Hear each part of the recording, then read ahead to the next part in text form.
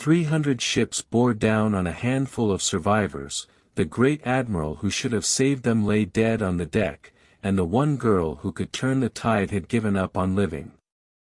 To win the most famous battle in history without its hero, Kim Dokja would not lift a sword. He would reach into a broken teenager's guilt and hand her a reason to stand back up. "Jai-hai," someone screamed. She was down on the blood-slicked deck, and the enemy armada was closing in. "Jai-hai, are you alright?" "Uff." The naval warfare god, the spirit of the great admiral himself, watched over her, and the system spoke his sorrow. The constellation, naval warfare god, pities Jai-hai Lee. But Jai-hai did not want to be pitied. "I can't," she gasped, tears streaming. "I won't take care of it, I can't." And Kim Dokja understood exactly why, because he had read her story, and it was the loneliest kind of pain. This girl was not merely a soldier with a legendary constellation. She was, in her own way, a descendant of that legend, tied by blood and history to the admiral who watched over her, and she believed with all her heart that she did not deserve to live.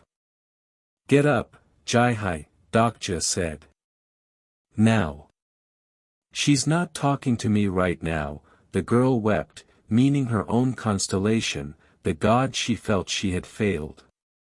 "Can't you hold it for just a little longer?" Dokja pressed. "Can't I?" "What?" "You have no idea, mister." And here Kim Dokja said the thing that only he could say, the reader who knew everything. "No, I do," he told her quietly. "I actually do know. I know you're not like this because you're seasick." The seasickness was an excuse. The truth was survivor's guilt, the classmates she had been forced to kill in her very first scenario just to stay alive, the belief that a murderer had no right to keep breathing. "How did you?" she whispered, staring at him. "How could you possibly know that?" "It's not just that," Dokja admitted. "I know practically everything about you. I also know the real reason the naval warfare god chose you. He picked you when you hated the sea, and don't really care for the greater good. Because Jai-hai Lee was a descendant of Admiral Lee's comrade in arms, a man named Iaki Lee. Along with the great Admiral Sun Sin Lee, this Iaki Lee had led the Joseon Navy to victory in the legendary battles of Danghengpo and Hansondo. He was one of the few men who had defended the great admiral when the hero was framed for treason and abandoned by his own king. It was an honorable thing to do, and so the naval warfare god had chosen to make his old friend's descendant his incarnation. The god was not just fighting a war. He was keeping faith with a comrade across 400 years. His old friend's descendant turning into a demon after killing her friends, Dokja thought, watching the girl crumble. I'm sure he couldn't bear to watch. And then the enemy struck again. The bounty had followed them even here, into the movie. A bounty scenario. Those who seek death shall live, those who seek life shall die. The great admiral's stigma flared, but Jai-hai would not rise, and the ghost of an old war hero grieved as his incarnation begged to be allowed to die. This is disgusting, she sobbed. I don't deserve to live. I'm no different from Jai-hai who killed her friends to survive. Yes, you are, Kim Dokja said. And he gave her the truth that had carried him through his own apocalypse, the philosophy that separated the living from the dead in this cruel world. What matters is that you survive, he told her. The right to live isn't something you're given. You must earn it while you're alive. It doesn't matter whether you atone for your past, or keep living a despicable life. Living was not a reward for the innocent. It was a choice the guilty made every single morning, to get up and be worth the breath they stole. "What do you really want here?" he demanded. "To survive, or do you want to die?" "I don't," she choked. "I don't want to die." The words tore out of her like something being born. "You now have an excellent understanding of Jai Li," the system noted, as level 2 of Omniscient. Reader's viewpoint activated between them. And the god who had waited 4 centuries finally saw his comrade's blood rise. The constellation, naval warfare god, reacts to Jai Li's show of will. Because that was the whole point. Constellations do as they please. They don't always help their incarnations when they ask for help, and many of them don't even bat an eye when their incarnations die. But no constellation ever misses the chance to help their incarnation when their story is involved. And Jai-Hi's story, the story of a coward who chose to be brave, was exactly the kind of tale a war god lived for. Clang! She caught the falling blade. She rose to her feet on the pitching deck, tears still on her face, and the sea itself seemed to answer her. Jai Li has acquired a new stigma. Jai Li's stigma, Ghost Fleet, has been activated. Whoosh! Power exploded off the teenage girl, and out on the black water something impossible began to stir. "I've only ended up helping Joonghyuk out in the end," Dokja thought with a wry smile, "but I still got something out of it." He had not just saved a girl. He had unlocked one of the most powerful naval abilities in the entire story. 12 ships left to fight with. The famous, impossible number. Splash! Splash!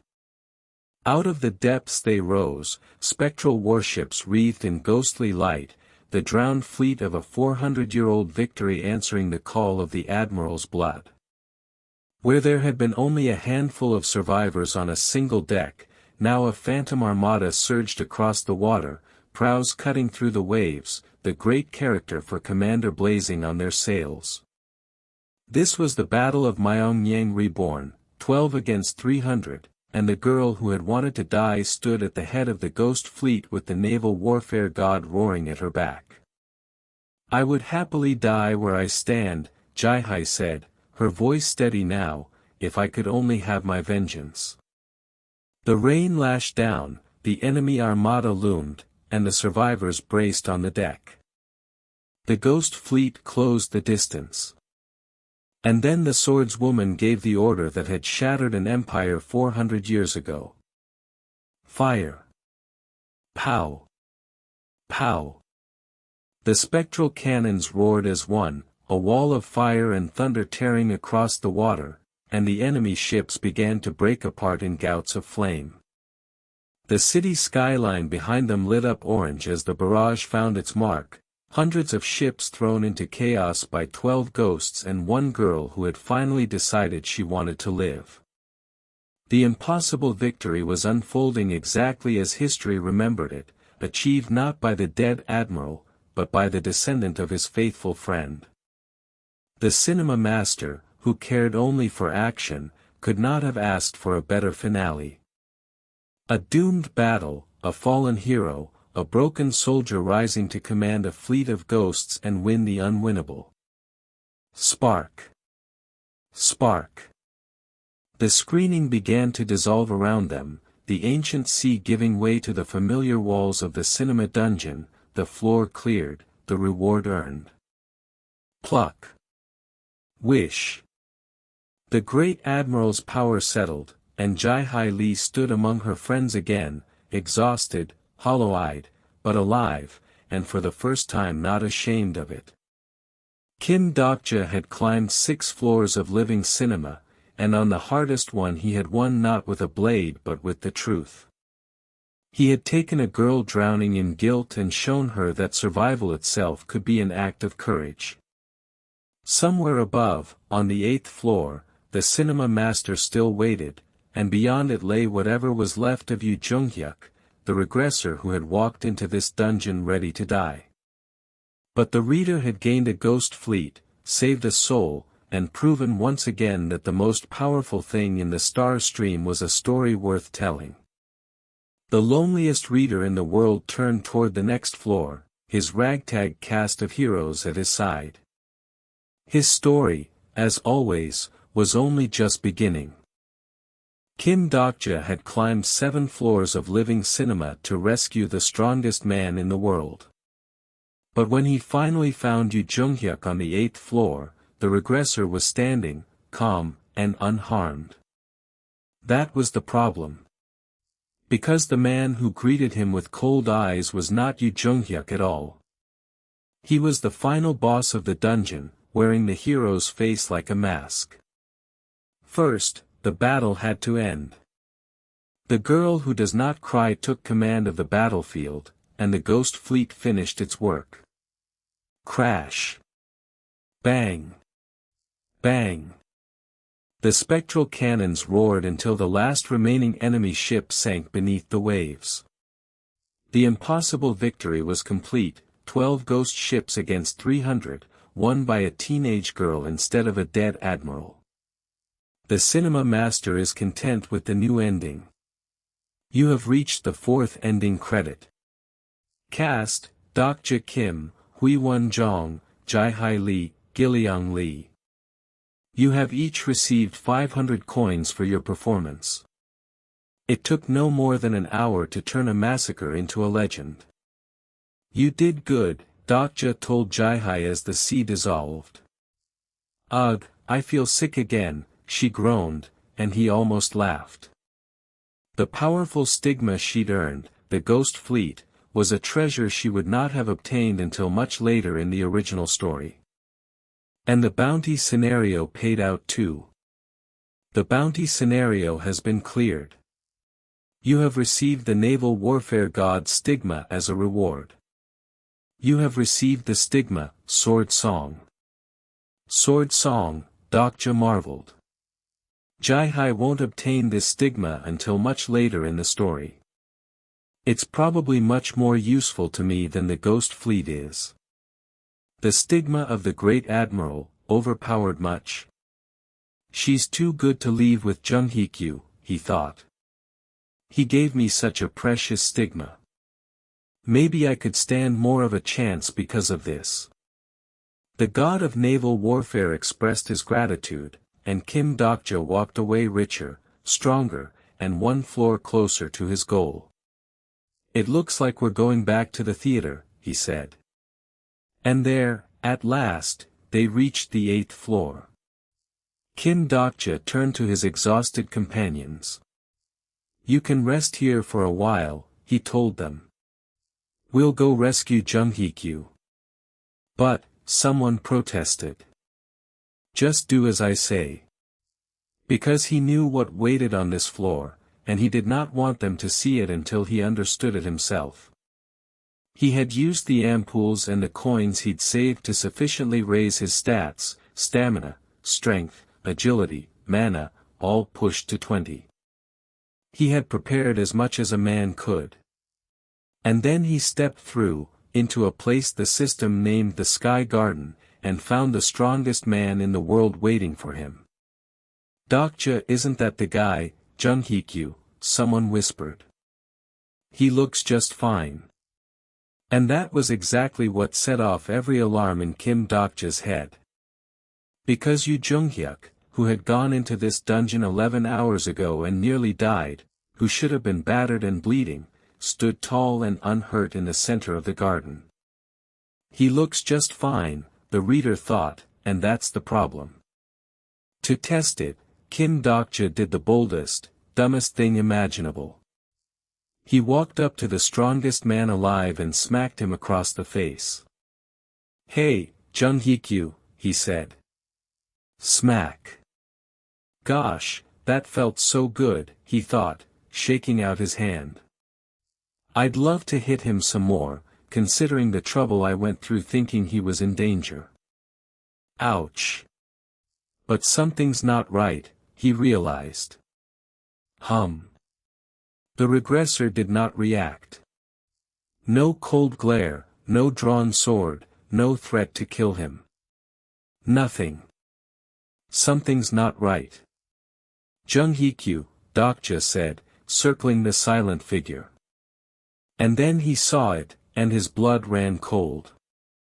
Maybe he's angry that you hit him all of a sudden, a companion offered. But Kim Dokja knew better. Is this? He thought, staring into the hero's empty eyes. Could it be? Because he remembered the darkest fact in the whole story. Joonghyuk died in a cinema dungeon on his 8th regression. It wasn't because he was weak. It was because he was unlucky. The strongest man in the world had fallen here once before, not to any monster, but to the master of this very place. And the truth landed like a hammer. He must be the final boss of the cinema dungeon. The cinema master revealed himself at last, an old man in a fine coat, tipping his hat with a cruel smile. Simulation, the cinema master has revealed himself. Damn it, Dokja thought, it's already happened. Because the boss of the cinema dungeon was the polar opposite of Joonghyuk. Right now, he is but an empty shell, the cinema master's puppet. Simulation, the cinema master has control over Joonghyuk. The master of living movies had defeated the regressor and seized his body, and now the greatest weapon in the world stood ready to be turned against the very man who had come to save him. Calm down, Joonghyuk, Dokja tried, hands raised. Why don't we talk? Damn it, this is the worst-case scenario. Right now, there is no character who can stop him. Because that was the horror of it, the strongest fighter alive, puppet by an enemy, and no one on their side strong enough to match him. What? The puppet answered, and moved. Joonghyuk has activated the skill, Force Palm. Whoosh! Crash! The blow tore across the garden, and Kim Dokja was hurled backward, his new armor cracking. Reinforced armor suit has been damaged. Your defense stat has been partially decreased. Cough, ugh. Dokja. His companions came running despite his orders, and now they were all in the path of a god-tier weapon with no soul behind its eyes. Hui-won moved first. Young-hee-won has activated the skill, Demon Slaying. Why you? She snarled, her eyes flaring red, and threw herself at the puppet. Dash. Slide. But it was hopeless, and Dokja knew it. No, he shouted, Hui-won isn't strong enough to face Joonghyuk yet. She was brave, she was a judge of evil, but she was still climbing, and the man before her was the ceiling of the entire story. Smack. He swatted her aside, and she skidded across the floor. This isn't going to be easy, Dokja panted, dragging himself up. Pant. The puppet escalated. Joonghyuk has activated the skill, 100-step fist, level 2.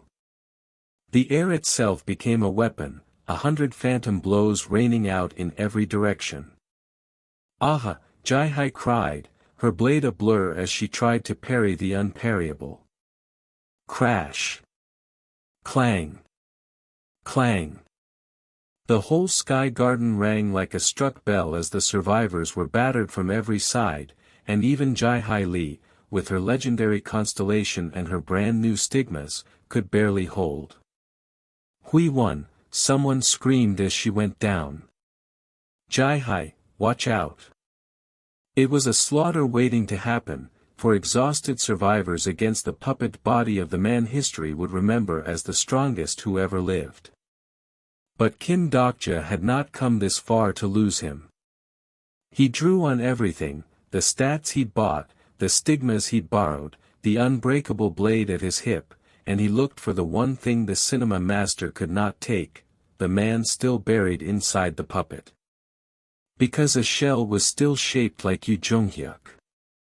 And somewhere under the master's control, in the deepest part of a mind that had survived 3 lifetimes of horror, the real regressor might still be listening. The reader had reached people that way before.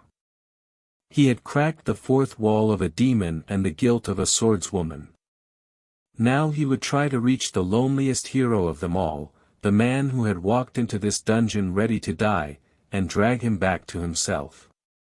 The fight raged on, brutal and lopsided, the cinema master's puppet carving through them while the old man watched from his seat like a director enjoying his own film.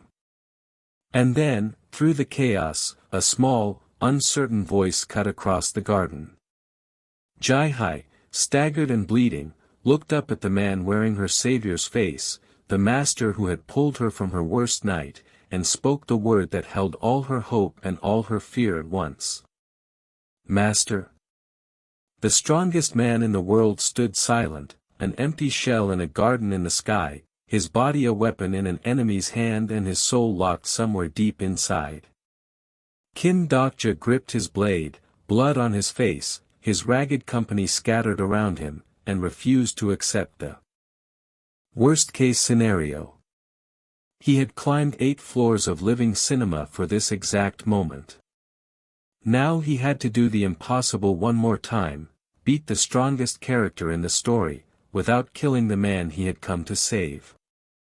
The loneliest reader in the world faced the puppet of the hero he had read about for a decade. His story, as always, was only just beginning. To save the strongest man in the world, Kim Dokja could not outfight him. No one could. So he would do the one thing no other person alive was capable of. He would reach past the puppet, past the despair, into the deepest wound of a hero who had died and been reborn more times than any human mind could bear, and he would prove, word by word, that the loneliest man in the world had never once been alone. This was the confession the reader had been carrying since the day the world ended. The battle in the Sky Garden was hopeless from the start. The cinema master's puppet, wearing Yoo Joonghyuk's body, moved like a god.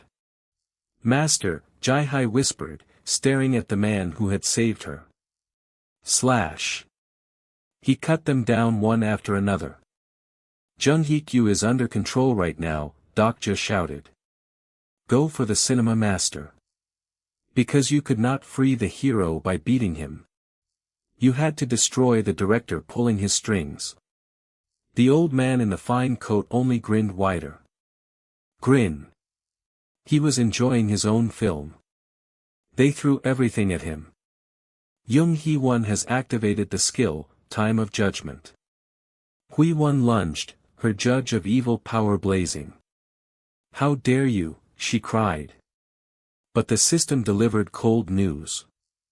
The constellations of the pure good alignment remain silent against Hui-won Jong's request. The skill has been cancelled. What? She gasped. Damn it, why not? Hui-won.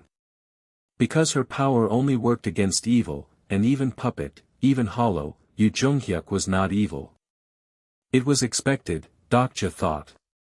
He may be ruthless, but Joonghyuk has always acted out of the greater good. Even now, the story would not let them treat him as a villain. Gilleong tried next. Gilleong Lee has activated the skill, Thunder of Mjolnir. Lightning crashed down on the puppet. Crackle. But Joonghyuk has neutralized the attack with immunity against electricity. I knew he was strong, Dokja thought as the boy was thrown back, but not like this. Thud. There was too much information about this character. Personal skill, character profile, activated. Converting character profile to character summary. And the summary told the tale, the strongest fighter in the story, his skills, his stigmas, his stats all far beyond anything the group could match. The character is currently unconscious. His body fought on autopilot, and his soul was buried somewhere they could not reach. So Kim Dokja played his last card. I'm counting on you, Gilleong, he said. You know what we have to do, right? Yes, Dokja. I'm sorry. Don't mention it. And he consumed the treasure he had saved for exactly this. Consumed the enraged T-Rex DNA ampoule. Your stats are amplified for a 30-minute duration. Stamina, strength, agility, mana, all surged past 30. Your body is gushing with vitality, the system reported. Your muscles are bursting with potential. A mysterious power rages from within your heart. What I lack in skills, Dokja thought, I'll make up for with stats. Activating the personal skill, White Star Weapon Aura. His blade ignited with white light, and it grew stronger with him. The skill level for White Star Weapon Aura has increased. Come at me, you damn sunfish, he snarled at the cinema master, and threw himself into the fight. Clang! Clang! For the first time, someone kept pace with the puppet of the strongest man alive. Dash! Dash! Kim Dokja, juiced on prehistoric power and burning white aura, traded blows with Yoo Joonghyuk's body and did not immediately die. It will work since his skill levels aren't that high yet, he reasoned. This early in his third life, the regressor had not yet relearned all his most devastating techniques. That was the only opening in the world, and Dokja drove into it. Clang! Crack! But even so, he was barely holding. Ugh, I'm barely able to keep up even with the boost in stats, he admitted. If I don't find a way soon. The puppet countered with the regressor's own weapon. Joonghyuk has activated the skill, Blue Star Weapon Aura. Blue light against white, the two auras screaming as they met. And then the cinema master's control began to speak, using Yoo Joonghyuk's despair as its script. It pains me, came the hollow voice. How many times more? Do I have to repeat this? These were not the puppet's words. They were the hero's own darkest thoughts, dredged up and weaponized. Everything will go back to the way it was if I regress again. My companions will lose their memories, and the histories that I've existed in will be erased. And once again, everything will repeat itself. This was how the cinema master had taken him. The reason the master could control Joonghyuk, Dokja understood, was because of his unstable state of mind. The strongest man in the world was also the most broken, worn down by lifetime after lifetime of loss, and the enemy had reached into that exhaustion and pulled the strings. You vowed to live for the greater good, the puppet murmured, mocking the hero with his own oath. But if you could no longer find the will to go on. And that was when Kim Dokja stopped fighting the body and started fighting for the soul. Who is it that I'm speaking to right now? The puppet demanded. And the reader answered not the cinema master, but the man trapped inside. You call yourself the main character, Dokja said. This is only your third regression. You have every right to be pissed off right now. Is that what you really think? What about the resolution you made after your first regression? Because Kim Dokja knew that resolution. He had read it. He knew the vow Yoo Joonghyuk had sworn to himself before the despair set in, the promise to keep going, to protect, to never surrender to the void. You promised yourself not to think that, Dokja shouted. As the reader of all 3,149 episodes of 3 Ways to Survive the Apocalypse. Personal skill, the fourth wall, is resonating.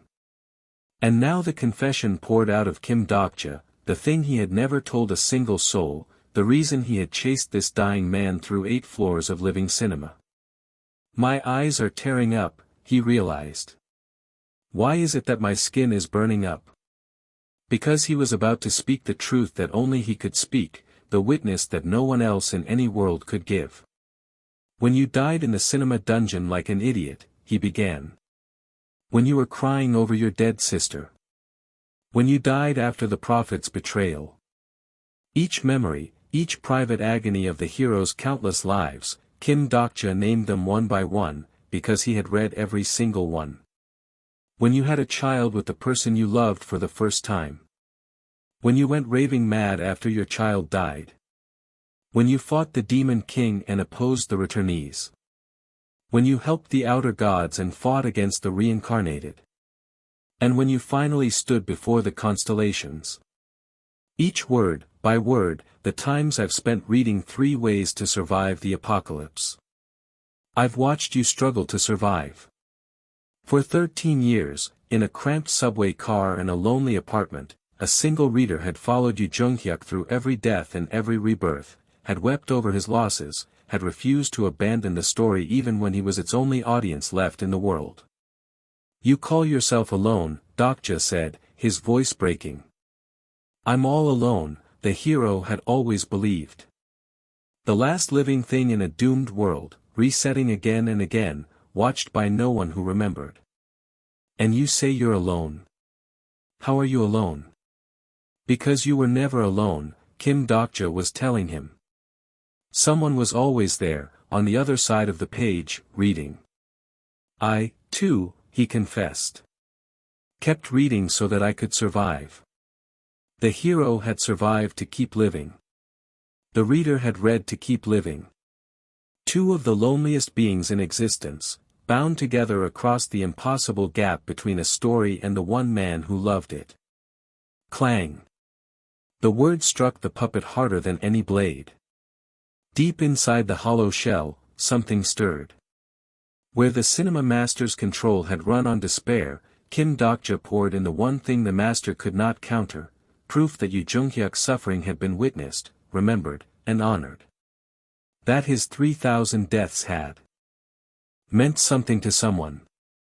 I, too, Dokja cried, kept reading so that I could survive. The 4th wall blazed between them, resonating, tearing the master's grip loose thread by thread. Think about it, the reader pressed, driving each word into the darkness where the hero was drowning. Every time you started over, you told yourself the same thing. That you would not give up. That you would find the world where the most people could be saved, and you would carry them all to the end, no matter how many times it took. That was the vow. That was the man Kim Dokja had followed for 13 years, not the broken shell the cinema master was puppeting, but the stubborn, furious hero who got up after every death and swore to try again. You are not the kind of man who lets a cheap illusionist wear his face, Dokja shouted. You never were. And somewhere in the abyss, the words found the part of Yoo Joonghyuk that had never truly surrendered, the ember that had survived 1,000 extinctions. Because this was the thing the cinema master had never understood. Despair was only half of Yoo Joonghyuk. The other half was the reason he kept regressing at all, the refusal, buried under all that grief, to let the story end in defeat. The master had grabbed the despair and thought he had the whole man. But Kim Dokja knew where the other half was hidden, because he had read it, chapter after chapter, year after year, alone in the dark. And he called to it now, not with pity, but with the fierce insistence of the only person who had ever seen the hero whole. Get up, he was saying, in his own way. The scenario has only just begun. Get up. And Yoo Joonghyuk came back. He's back, someone breathed. The blue aura flickered. The empty eyes filled. The strongest man in the world, dragged out of the void not by force but by a reader's confession, opened his eyes and looked at the person standing in front of him. Crick. Crick. The body that had been a puppet was his own again. Damn it, Dokja thought, half laughing, half crying, dizzy with relief and exhaustion. I went a bit overboard. I was just supposed to stall for time. He had meant only to buy a few minutes. Instead he had confessed his deepest secret to the one man who might understand it. Yoo Joonghyuk stood free, the cinema master's control shattered, and turned his cold, clear gaze on the ordinary-looking man who had somehow reached him across the abyss. Who are you? The regressor asked. It was not a rejection. It was the deepest question in the story. Because Kim Dokja had just described Yoo Joonghyuk's entire secret history, lives no living person should have known, deaths that had happened in worlds long erased, and the hero could not begin to comprehend how. This strange, unremarkable man knew him better than anyone alive, had watched him struggle across 1,000 lifetimes, and had wept for him. "Who are you?" he asked again, and the words hung in the ruined sky garden like the start of something enormous. Kim Dokja stood there, drained, bleeding, his borrowed dinosaur strength fading, having just given away the truth he had guarded since the world ended, that he was the sole reader of the story that was now their reality, that he had known Yoo Joonghyuk long before they ever met. He had saved the strongest man in the world not with a sword but with the simple, devastating fact that someone had always been reading. The cinema master's puppet was broken. The hero was awake. And the question of who Kim Dokja really was now sat between them, waiting for an answer that would change everything. The loneliest reader in the world faced the loneliest hero, and for the first time, neither of them was entirely alone. His story, as always, was only just beginning. "Who are you?" The strongest man in the world asked it with a blade in his hand and confusion in his eyes, because a total stranger had just recited the secret history of his soul. Kim Dokja had shattered the cinema master's control with a confession. Now he had to survive the consequences, finish off a cornered god of illusions, and answer a question he was not ready to answer. And when it was all over, the whole world would look up and make a wish. "What?" Yoo Joonghyuk said, staring at him. "The fourth wall is being shaken due to excessive immersion," the system warned. Kim Dokja had poured so much of himself into reaching the hero that his own protective barrier was cracking. But it had worked. Could he have come to his senses because of what I said, Dokja wondered. Could it be that easy? Simulation, the cinema master is flustered. "Who the hell?" the old illusionist sputtered, because his puppet had just cut its own strings. The regressor was awake, and he was furious. "Simulation, the cinema master has strengthened his control over Joonghyuk." The master fought to reclaim his weapon, and for a moment the blue aura flickered back. "Arg," the hero groaned, caught between the master's grip and his own returning will. But it was already too late. Joonghyuk's blue star weapon aura is growing stronger, the system reported. "I knew it," Dokja thought, half in awe and half in dread.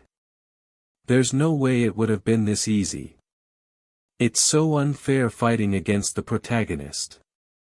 I can't believe he became stronger in this short while." Even shaking off mind control, Yoo Joonghyuk grew more powerful by the second. "Hey, Joonghyuk," Dokja called. "Do you remember what I asked you before?" he said. "I asked if I could punch you just once. And you said Joonghyuk will be much stronger than me in the future. But now," the reader thought, gathering himself, "if I give it my all, I could." Because Kim Dokja was not going to let the cinema master keep even a sliver of the hero. He would end this, and he would need every weapon he had. Unbreakable Faith's special property has been activated. The ether affix is changed to fire. His blade roared into flame. Whoosh! Slash! And then he unleashed the treasure from the battle at sea. "You have activated the Stigma, Sword Song." The naval warfare god Stigma, one of the most powerful combat buffs in existence, the gift of a legendary admiral, settled over him like a war poem made real. Amidst the raining arrows and the barrage of gunfire, the old verse went, "It was as if the battlefield was struck by a thundering storm." A phrase left behind by the naval warfare god engulfed his sword. Pow! Pow! Pow! The reader became a storm, striking with the borrowed fury of 400 years of naval legend, driving the cinema master's puppet back step by step. The master would not release his weapon without a fight. Joonghyuk has activated the skill, Resuscitation, Level 2. Whoosh! Dash! The hero's body surged with restorative power, wounds closing, strength returning, the two of them tearing across the sky garden in a blur of blue and white and fire. "Damn it," Dokja panted, "he's recovered already." And in that instant of danger, a small voice rang out. Gilyoung. The boy who spoke to insects had one card left. A grade A monarch-level insect, Titanoptera, has appeared. From somewhere beyond the movie, Gilyoung called his giant friend from the prehistoric floor, the towering Titanoptera, and it crashed into the garden with a shriek. He, Titano, the boy stammered. Gwa. The insect monarch threw itself into the fight, buying precious seconds, and for the first time the cinema master's control began to slip for good. Cornered, the old illusionist reached for his deadliest trick. Simulation, the cinema master has attempted to use the skill, bomb.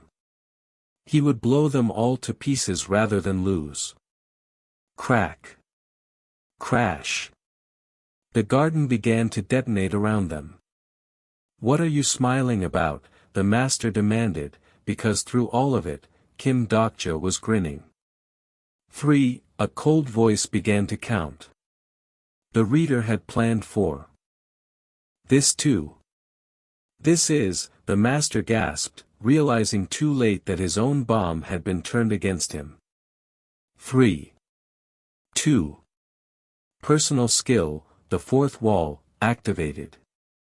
The barrier that had shielded Kim Dokja from every horror in this world now shielded him from the blast, and the cinema master's final gambit detonated in the master's own face. "Could you be," the old man whispered, staring at the unremarkable survivor who had beaten him. "Ah." And then he came apart in a shower of light, defeated.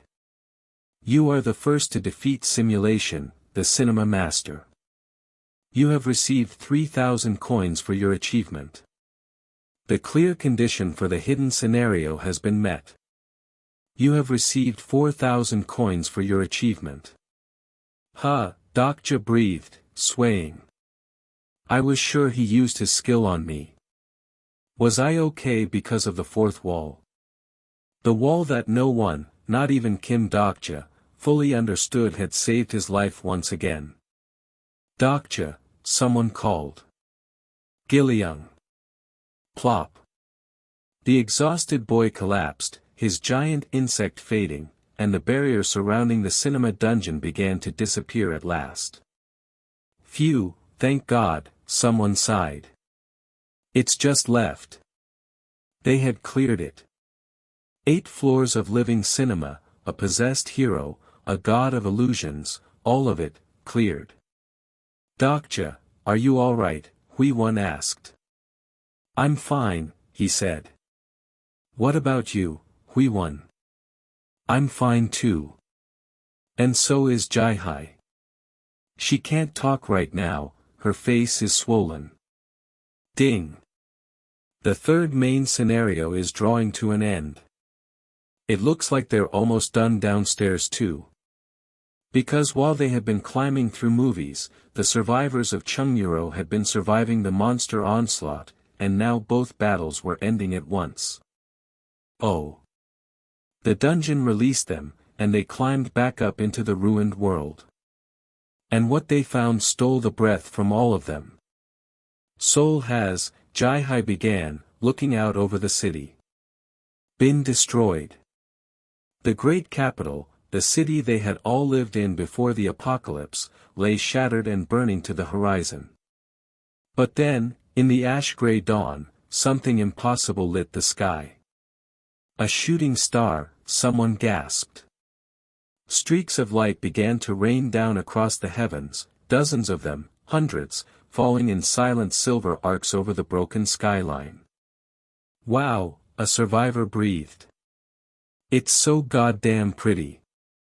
After all the horror, after the blood and the monsters and the dying, the sky put on a show of terrible, aching beauty." But Kim Dokja knew what the beauty meant, and it was not peace. Shooting stars are an omen of an upcoming main scenario, he thought grimly. A catastrophic nightmare unparalleled to what we've experienced will be waiting for us at the landing sites of those shooting stars around the world. Each falling star was a doorway to something worse than anything they had yet faced. The stars were not an ending. They were an invitation to a new and greater hell. Still, for this one quiet moment, the survivors let themselves simply look. "Aren't you going to make a wish?" someone asked, watching the stars fall. "Make a wish on the cause of all this calamity?" It was absurd, wishing on the very thing that would soon try to kill them. But Kim Dokja turned to the man beside him, the hero he had just dragged back from the void, and found that Yoo Joonghyuk had already closed his eyes. "I already did," the regressor said. "What did you wish for?" "They say it won't come true," Dokja teased, "if you tell the others what you wished for." But Yoo Joonghyuk told him anyway, and it was the most human thing the strongest man in the world had ever said. "I wished," he murmured, "that I would survive to see the epilogue of a certain novel." A certain novel. 3 Ways to Survive the Apocalypse. The story of his own 1,000 lives, the story only Kim Dokja had read to the end. The hero who had regressed 1,000 times, who had died and been reborn and lost everything again and again, wished only to live long enough to reach the ending, to finally see how his story turned out. And Kim Dokja, the sole reader of that story, standing beside its protagonist under a rain of falling stars, understood that wish more deeply than any person alive ever could. The system delivered its verdict over the ruined, starlit city. The hidden scenario has been completed. Main Scenario 3, Emergency Defense, has been completed. Category, Main. Difficulty, B-. Clear condition, all green zones in the station have been destroyed, spawning the remaining monsters all at once.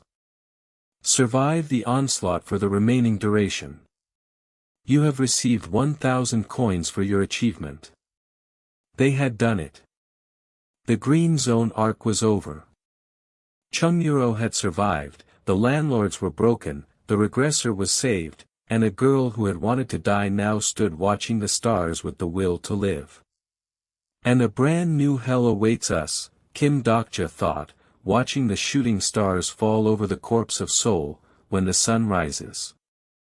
Because that was the truth he never let himself forget. Every victory was only a doorway to the next trial, and the falling stars promised a scenario more terrible than anything they had yet endured. But tonight, for a few precious minutes, the loneliest reader in the world stood among friends who had chosen to follow him, beside a hero who had wished to live, and let himself watch the beautiful, deadly sky. His story, as always, was only just beginning. The monsters were beaten, the stars had fallen, and for one heartbeat Kim Dokja could breathe. But peace was a lie in this world, and the next scenario was already loading. Before the sun rose on a new hell, the reader would have to answer a quiet woman's dangerous questions, ask her to trust him with her life, and seize control of an entire station out from under a coalition of tyrants. And all of it began the moment the system chimed. The 4th main scenario will begin shortly. Main Scenario 3, Emergency Defense, has ended. You have received 1,000 coins for your achievement. What, Dokja thought, staring at the message. Already? It hasn't even been 10 minutes since the 3rd scenario ended. There was never any rest. The apocalypse ran on a schedule that did not care how tired you were. Yoo Joonghyuk, drained from breaking the cinema master's control, had collapsed into unconsciousness. Stay here with Joonghyuk, Dokja told Sangha. Is that okay? He won't be of any help right now. He could also cause more problems if he wakes up. Just let me know if he wakes up.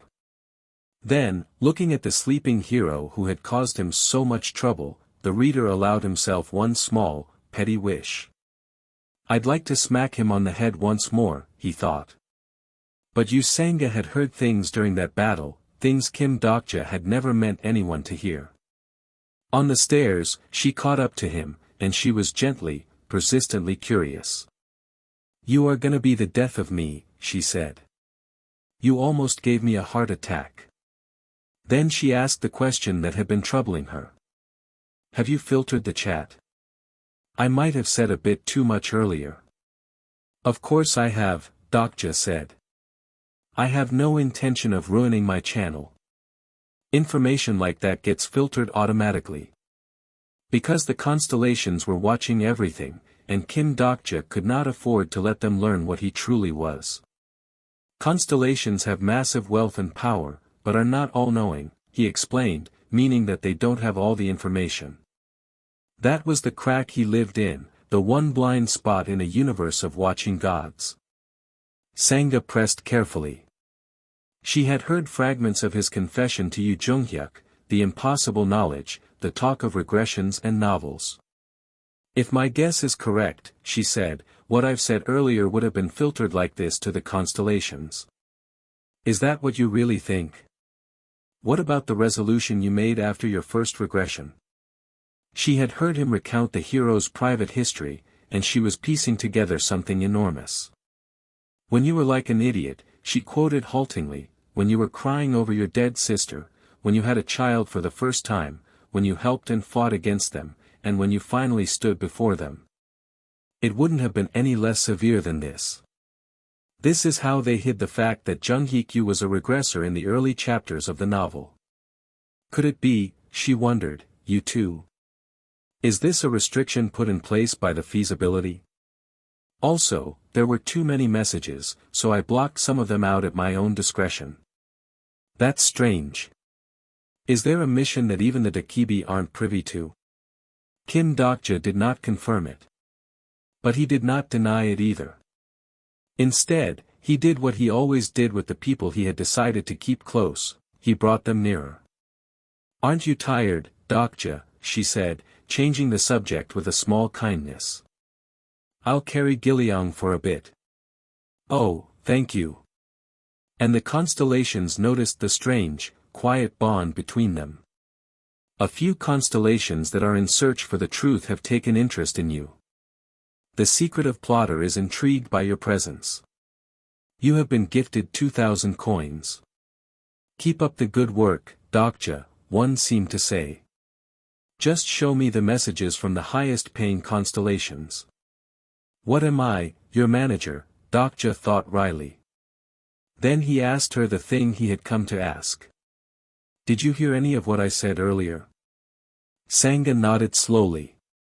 "Yes, I did hear some of it." "I thought she would be too far away to hear anything," Dokja thought. "Who are you really, Dokja?" she asked at last, the same question Yoo Joonghyuk had asked in the Sky Garden.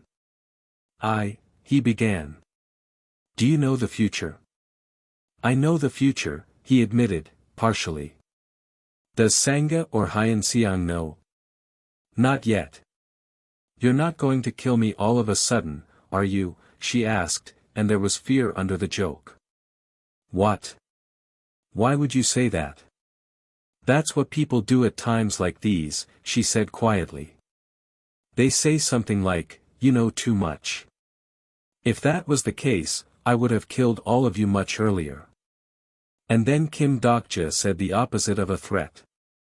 "I didn't mean it like that," he told her. "It's actually the opposite. The scenario up ahead will be even more dangerous. Our lives will be in danger and we might risk having to lose something that is dear to us. And, so. I want you by my side as always." He looked at the woman who had guided them out of labyrinths, who had shared her quiet knowledge in a dozen crises, who had kept her own secrets under a constellation's deadly pledge. "I'm asking you to be my companion." It was the exact word Yoo Joonghyuk had never given him. The reader, who knew what it was to be alone on the other side of a story, offered it freely to someone else. Sangha, moved, gave her answer, and Kim Dokja's little company grew stronger by one more soul who chose him not out of fear, but out of trust. But there was no time to savor it, because down in Chungmuro, the fourth scenario was arriving, and Kim Dokja had unfinished business with a station full of tyrants. "Where is that bastard called Dokja?" the survivors murmured. And there, waiting for him, was Pilda Gong, the armament lord he had defeated and hired, rubbing his bruised pride. "That bastard, where has he been all this time?" the landlord growled. Pilda Gong, Dokja greeted him coolly. "It looks like he's gotten considerably stronger." "Grr, that punk, I ought to." The fourth main scenario will begin in 5 minutes. "Hee, Hyen Seong and Sangha," Dokja called to his friends, gathering his company for what came next. Ding! The Dakibi Baihyong burst back onto the channel with a flourish. "Hamaha, how have you been, everyone?" it crowed. "I can tell that you've been great from the looks on your faces." It had come to deliver the rules of the fourth main scenario. But first, the system announced a prelude. A new sub-scenario has arrived. "This game that's about to take place is like a prelude," Baihyong explained, "a warm-up of sorts." Sub-scenario, Leader Election. Category, Sub. Difficulty, C, Clear Condition, take the white flag installed at the center of the platform. Time limit, 30 minutes. Reward, 1,000 coins. The winner is elected as the leader of Chungmuro. And the crucial line, you will be granted absolute authority over others at the station when elected the leader. Whoever sees that flag would rule Chungmuro. And Kim Dokja, who had read the whole story, moved before anyone else understood the stakes. "If I take that flag and become the leader," he thought, "I won't have to take orders from that." He needed control of this station for what was coming, and he was not about to let it fall to the coalition. "Out of my way," the landlord snarled, scrambling for the flag. "Pildu, down." Crash. Kim Dokja cut through them and reached the flagpole first. "You have taken the white flag from the flagpole.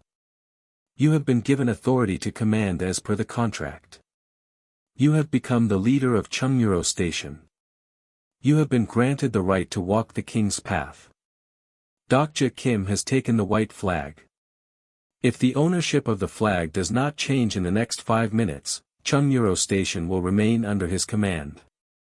This flag originally belongs to Joonghyuk in his third regression," Dokja knew, "but I guess he's strong enough to take it without it."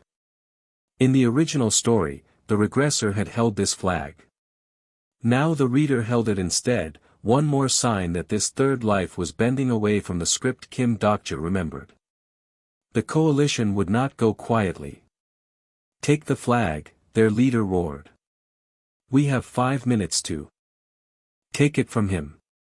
Roar. They charged. But Kim Dokja had allies now, and gifts to give.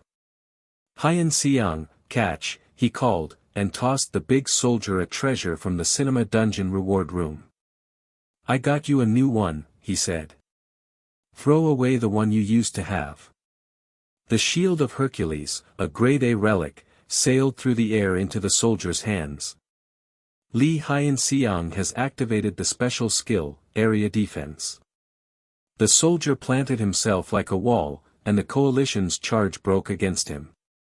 "Pildu, out of the way," someone screamed as the armament lord tried to reclaim his old power.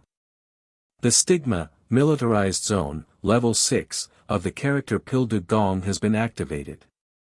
But Pildu now answered to Kim Dokja's contract. "Pildu," Dokja said as the landlord tried to rise, "I don't think I told you you could get up just yet." Thud. "You have been given authority to command as per the contract."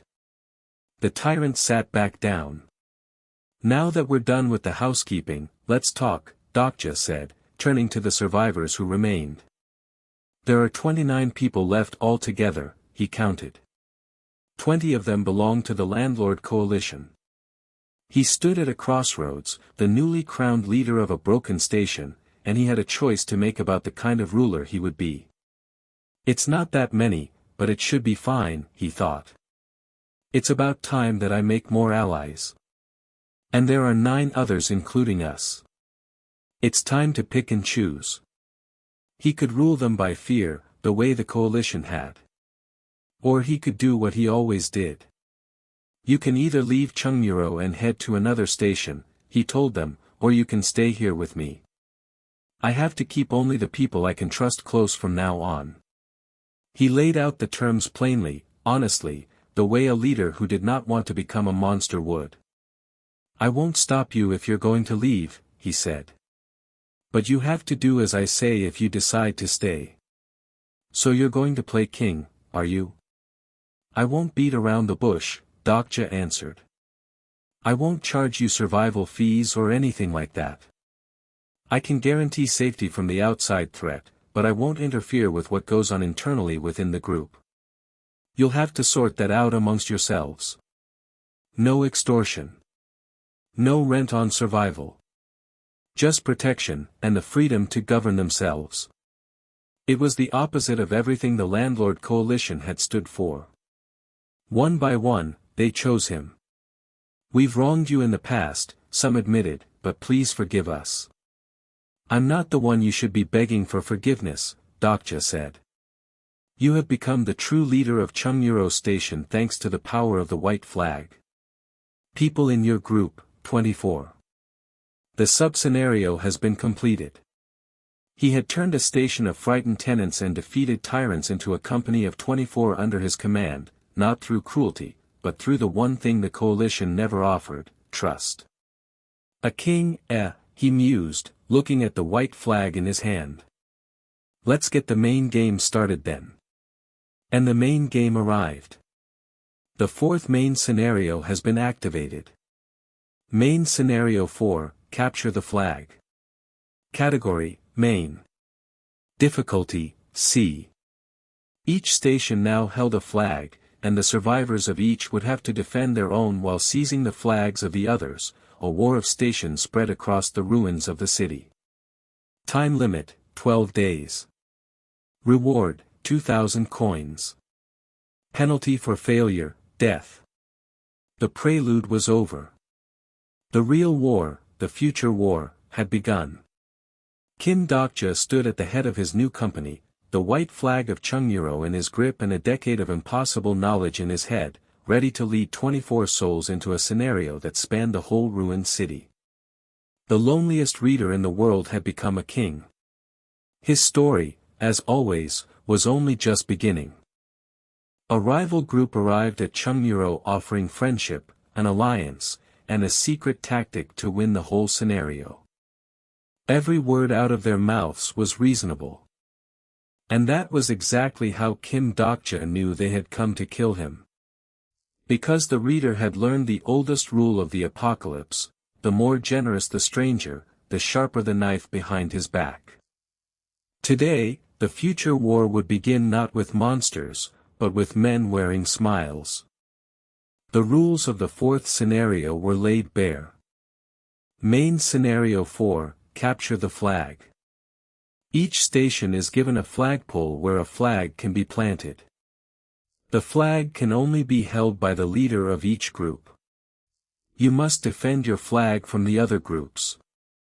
If another group's flag is planted, your station will be taken over by the new leader, and the fate of your group will be left at their disposal. We have to defend our flag, Dokja realized, and at the same time plant our flag at their flagpole. It was war, station against station, across the ruins of the city. Do you think we have to fight other people again? Someone asked quietly. It says here that once we plant our flag into their flagpole, we will have the other group at our disposal. Kim Dokja considered it. We might not have to kill anyone, he said. If we could assimilate them into our own group, we may be able to complete the scenario without killing anyone. It doesn't say anywhere that the losers will die. Oh, you're right, Sangha agreed. But Dokja knew better than to hope. The fourth scenario will have more casualties than any scenarios that came before it, he thought grimly. There's no such thing as a deathless scenario. He had read what was coming. He simply refused to add to the body count if he could help it. First, they needed a target. "Which line is Changsin Station in?" someone asked. "We need to know that first." "It's on line 6, Dokja said. "If we move through the tunnels, we could go through Yaksu and pass one of the transfer stations. Then we'll have to split the group. How about some of us stay behind for guard duty while the others go scouting?" Whoosh! "The safety barrier around Chungmuro has been deactivated due to the scenario," the system announced. "You can now move freely between stations." The walls were down. The city had become a battlefield. Before he left, Kim Dokja had to settle things with the man he had conquered and hired. "I know you don't like me," he told Pildagong. "But you need to adapt to the situation. You're not a landlord anymore.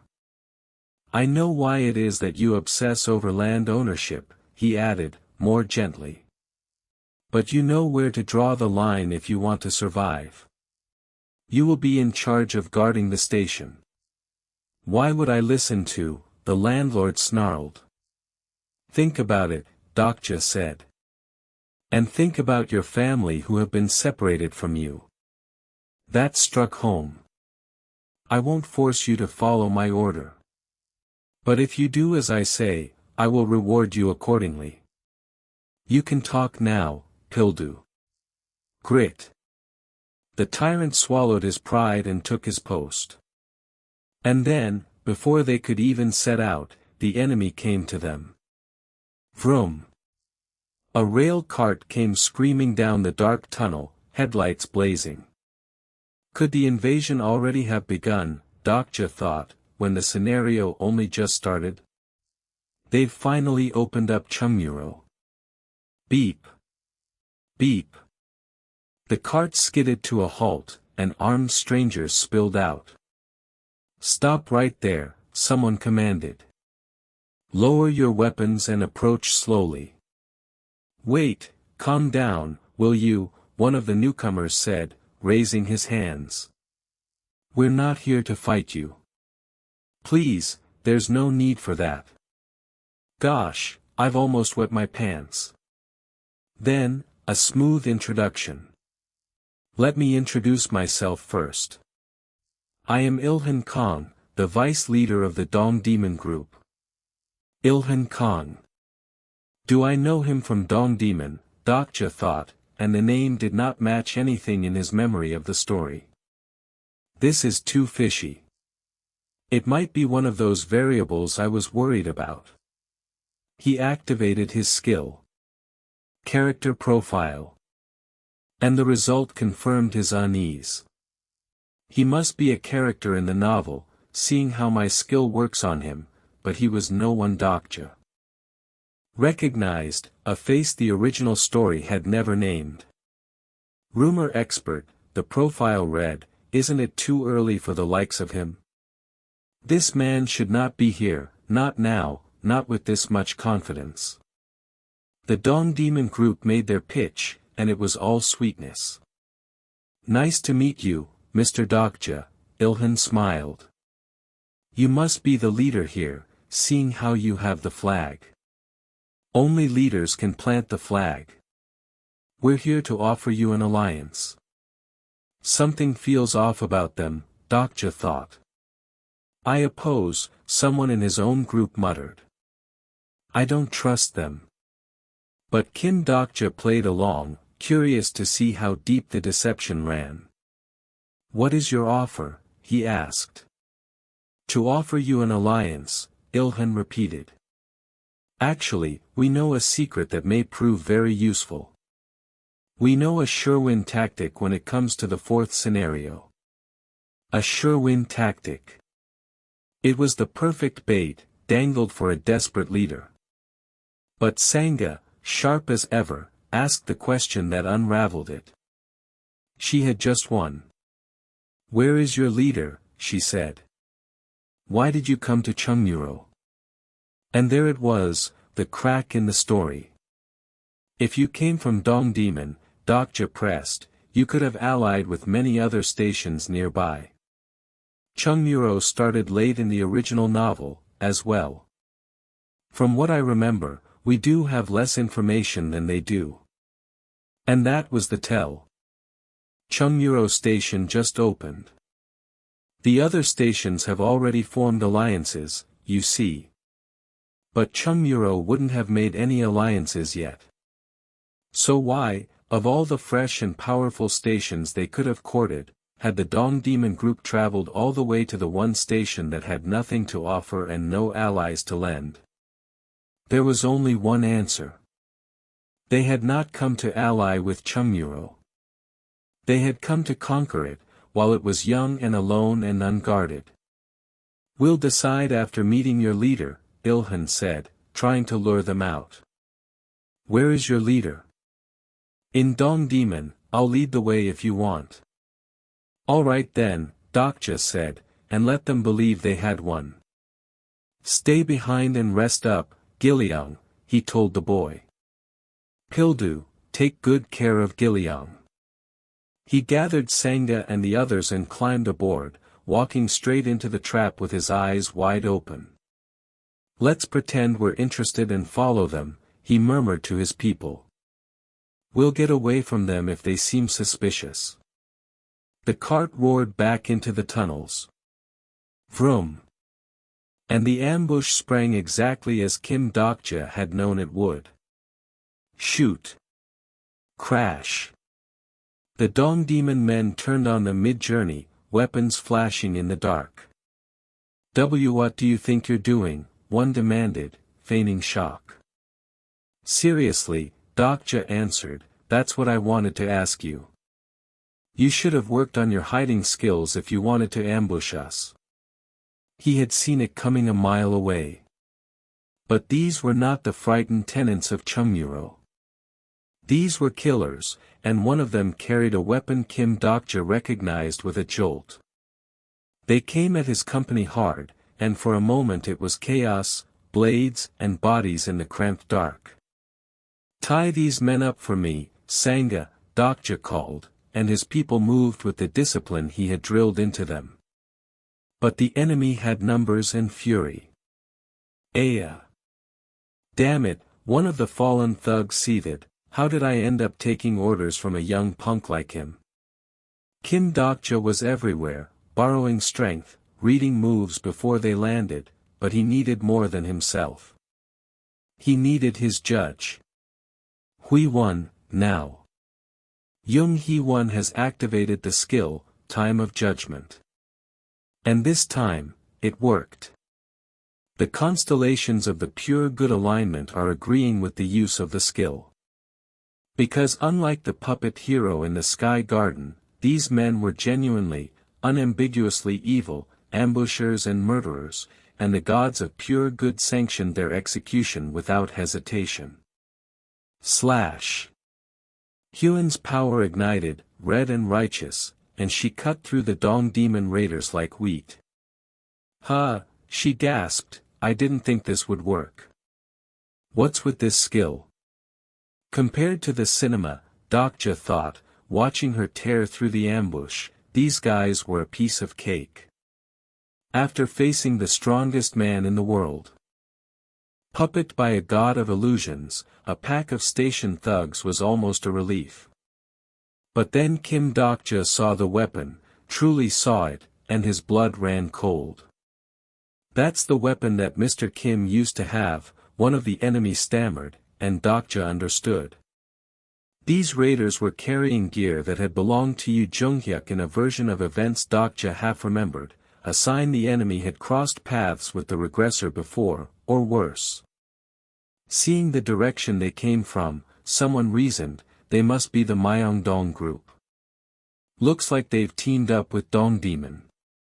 Two stations, allied, striking at Chungmuro together while it was newborn and alone. The invasion was larger and better coordinated than a fresh station had any right to face. Dokja, Chungmuro is, someone cried, the realization landing all at once. Because if this force had come for them, the station they'd left behind, guarded by only a handful, was in terrible danger. Aya. The fight reached its peak, Hyun's judgment falling, Sangha binding the defeated, Kim Dokja standing in the middle of it all, directing his company like the leader he had become. And through the smoke and the blood, the enemy's true commander finally revealed himself, the one holding the stolen weapon, the one the others deferred to. He must be the leader, the thought rang out. Not the smiling vice leader Ilhan Kong who had done all the talking, but the silent figure behind him, the real power of the enemy alliance. Kim Dokja had walked into an ambush and turned it inside out, exposing a two-station conspiracy and capturing its raiders, all before his own war had truly begun. But the weapon in the enemy's hands whispered of connections to the regressors' past. The Myeongdong and Dong Demon groups had joined forces against him, and somewhere behind them stood a leader he had not yet measured. The future war was no longer coming. It was here, in the dark of the tunnels, blade against blade, station against station. The loneliest reader in the world stood at the head of his company, the white flag of Chungmuro waiting to be defended, and faced the first true rival of the war. His story, as always, was only just beginning. Kim Dokja had captured the enemy's raiders, but the war for the city had only just started. To win it, he would seize an enemy's flag, wring a secret out of a prisoner, and unlock the most dangerous prize in the entire scenario, a path that promised him a crown or a grave. And back at base, his own confession to a sleeping hero would come back to haunt him in the most embarrassing way imaginable. First, the Battle of Flags. Hyunti Kim, the leader of Myeongdong, had used the effect of the red flag, and the Myeongdong group had received its buff. Everyone's attack and defense has increased by 9%, the system reported. Because that was the secret mechanic of this scenario. The color of the flag was what determined the victor in this battle of flags. Starting with white, the flags climbed through a ladder of power, red, navy, brown, purple, and finally black. As a flag's color changed, it provided a better buff for your group. The more stations you conquered, the stronger your flag grew, and the stronger your whole company became. It was a war that fed on itself. Fight until we get to the flagpole, the enemy roared. Roar. But Kim Dokja's company was ready. The stigma, militarized zone, level 6, of the character Pil de Gong has been activated. Pil de Gong's skill, private property, has been activated. The armament lord, now fighting for Chungmuro, turned his turrets on the Myeongdong raiders. Crash. Pow. Pow. And Kim Dokja led the charge himself. Unbreakable Faith special property has been activated. The ether affix is changed to fire. Flare. His blade blazed, and he cut a burning path through the enemy line. Regroup, everyone, the Myeongdong men cried as their assault collapsed. Run, retreat. Where do you think you're going, Dokja said, and did not let them flee. This wasn't the intel we had gathered, one enemy gasped, because Kim Dokja fought nothing like the fresh, weak leader they had expected. Move it, hurry, Dokja ordered his people, driving toward the flagpole. Crash. Pow. And there it was. Plop. He took hold of the Myeongdong flag, and the system rang out. You have obtained the flag of the Myeongdong group. Your white flag has evolved into a red flag. Your white flag has absorbed the contribution points accumulated in the red flag. Pil de Gong's skill, private property, level 6, has been activated. You are one step closer to the king's path. His flag had leveled up, his company had grown stronger, and a mysterious new path had opened before him. But victory was only half the work. Now came the interrogation. His flag boosts the stats of not only the leader, Dokja explained, but also all the members belonging to a group once it reaches the color red. This is what causes them their way to their target station. He had captured the enemy's vice leader, Ilhan Kong, and he needed to know what the Dong Demon and Myeongdong alliance was really planning. All the other stations and their leaders should be at war with one another to upgrade the flags they have, he reasoned. Say, why didn't you go a little easy on them? Humph, how am I supposed to go easy when they're coming at us like that? What will you do with me? The prisoner asked. That depends on how useful you prove to be, Dokja said. The constellations have deemed them evil. Maybe we should try torturing them. That's too much work, he decided. We'll just kill them if they refuse to talk. I'm going to count to 3, he warned. If you don't tell me anything during that time, you're dead. 1. Crack. 2. Crack. 3. Dongmyo, the prisoner blurted. At Dongmyo. The Alliance's true target, or their gathering point, spilled out under the pressure. And there was more. People there told us about Chungmuro, Ilhan admitted. They call themselves the Prophets. The Prophets. That name again, the followers of a woman with a demon's eye who could see the future. Sangha moved to keep the prisoner from leaking anything further to the watching channels. Sangha, use your thread to shut his mouth, Dokja said, and she bound the man's jaw. They're using hypnosis to stop information from leaking, he realized of the enemy's methods. Hypnosis can only be used against someone who they've met face to face. As long as we have him hostage, he'll be able to point us to one of them. The enemy was organized, coordinated, and backed by prophets. This was no random band of thugs. This was a war machine, and Kim Dokja had just captured one of its gears. Then, a quieter matter. Is he still out? Someone asked of Yoo Joonghyuk, still unconscious back at base. Don't worry about us and rest up. What about downstairs, my master, is he going to be okay? He will be, Dokja said. He may be traumatized a little. He'll get better after a good rest, so please look after him. You sound like you know a lot about him. I know him better than anyone else in the world. And that was truer than anyone could guess. He left a note for the hero. Here, don't read it, just give it to Joonghyuk when he wakes up, he told Sangha. It's full of words that only Joonghyuk would understand, so she won't get it though. She said she'll probably read it, someone laughed. I wonder if what I wrote in the note is censored for the constellations, Dokja thought. The constellation, prisoner of the golden headband, expresses his distaste for censorship. I see. But, can I ask you one thing? And here came the disaster. Because Sangha and Huiwon had overheard Kim Dokja's desperate confession to Yoo Joonghyuk in the Sky Garden, all his talk of shared lives and never leaving and reading each other's stories, and they had drawn an entirely wrong conclusion. Earlier this morning, Sangha began carefully, you and Master. Damn it, Dokja thought, did Jai-hai hear us too? I've yapped my mouth off, not thinking about whoever was nearby. You know, you too, one of them said, barely holding back a grin. What? You know, you said. What did I say? You promised yourself not to think that, they quoted, and dissolved into meaningful looks.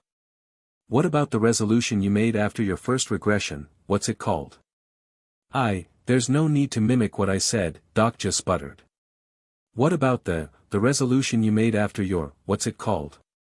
You're not alone, we're in this together, they teased, twisting his heartfelt words into something else entirely. I'll always be by your side, don't you ever lose hope. I never said anything like that. Think about our child. How is it that she's twisted up my words like this? Dokja despaired. What about our child? They pressed, delighted. Wait, did you two adopt a child? Ask Joonghyuk when he wakes up. His sincere, soul-bearing speech to save the strongest man in the world had been overheard and reinterpreted as a love confession, and now his own companions were merciless. Many constellations are shocked by what was censored to them. The prisoner of the golden headband is respectful of your orientation. The demonic judge of fire is delighted by your comradeship. The secretive plotter is flabbergasted. You have been gifted 600 coins. Those idiots, Dokja groaned, as even the gods got the wrong idea and paid him for it. But beneath the comedy, a chilling truth was forming in Kim Dokja's mind. The prophets. Anna Croft. The organized enemy who knew about Chungmuro before they should have. Never in the course of 3 ways to survive the apocalypse have I ever come across the name the prophets, he thought. Then this could only mean one of 2 things. Either a certain variable has caused another prophet other than Anna Croft to appear. And the other is. He hardly dared think it. That there is another reader like myself. Someone else who had read the story. Someone else who knew the future. It's most likely the latter, he judged. Prophets are a rare breed, after all. There was another player on the board who saw the same pages he did, and that was the most dangerous possibility of all. Dokja, are you sure we don't need to bring more people? Someone asked. We're going to go with them, not to fight them. The people of Myeongdong Station will die if we leave them like this. Unless they're extremely lucky, the people who have become drifters will soon fall prey to other groups. Just like the landlord coalition members who left Chungmuro. Are you sad that we did not get to make them our allies? A little. You shouldn't trust people too easily. I know, but still, I wanted to believe them. That's how I was able to make it this far. Kim Dokja's stubborn, dangerous faith in people was the very thing that had carried him through the apocalypse, and he would not abandon it now. And then the final prize revealed itself. With the Myeongdong raiders defeated and their station standing empty, the system offered Kim Dokja a choice. Myeongdong Station is currently unoccupied. Will you take over the station? He planted the red flag of Chungmuro, and the system rang like a bell. You have taken over Myeongdong Station. A station you have taken over cannot be lost until you lose your flag or lose your HQ, currently occupied territory, Chungmuro headquarters, Myeongdong. The contribution points of the red flag have increased. You have expanded your territory by taking over another station.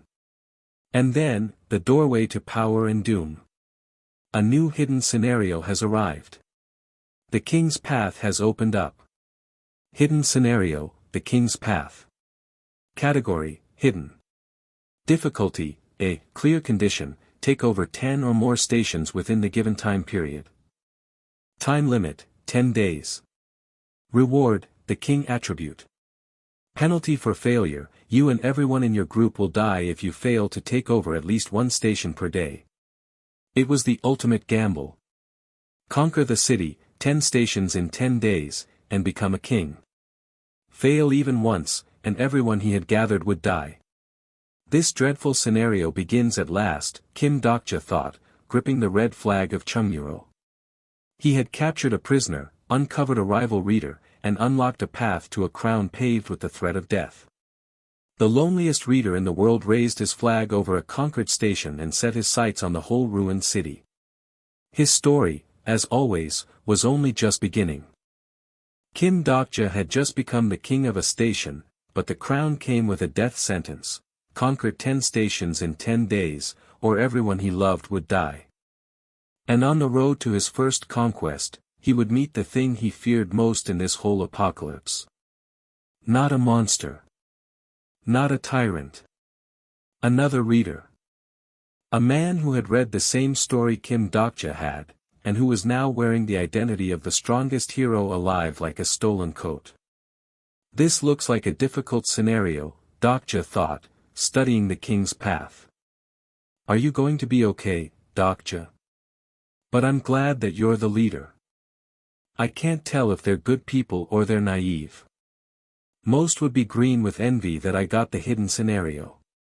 Should I call you Your Majesty from now on? Someone teased. You must be joking. Why would I want anything like that?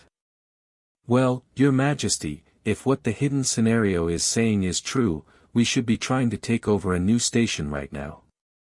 The clock was already running. 10 stations. 10 days. Fail to take even one in a day, and the penalty was death for the whole group. But before the war, Kim Dokja made a decision about the kind of king he would be. He would not rule alone. Sangha, he said. Yes. Not everyone is good at the same thing. She's not a great fighter like Hui-won, nor is she a great tank like Hyun-seong. And she doesn't have a great hidden ability like Gil-young. Sangha is probably thinking about her role in the group. Do you remember what you said in the subway? He reminded her. I have my own life and you also have your own life to live. You're needed here. And then he shared his crown. That being said, I would like to award you with a title. What do you guys think? Your Majesty, your word is my command. Chungmuro's leader, Dokja Kim, has shared his authority with Sangha-yu. Sangha-yu has become the vice representative of Chungmuro Station. Sangha-yu can now punish other group members in place of the leader. I'm not sure if I'm worthy of this, Sangha said. I'm only doing this because it's you. I will do my best. Sangha wasn't just a pretty female employee of human resources that everyone looked up to.